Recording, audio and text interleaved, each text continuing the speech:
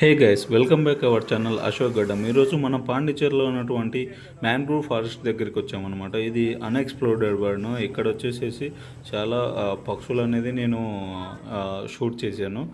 అలాగే ఈ మడ అడవులు దాదాపు ఒక 3 to 4 కిలోమీటర్స్ ఉన్నాయి. సో ఇది ఫుల్ వీడియో వచ్చేసేసి మన యూట్యూబ్ ఛానల్లో ఉంది చూడండి. మన యూట్యూబ్ ఛానల్ పేరు వచ్చేసి అశోక్ గడ్డం.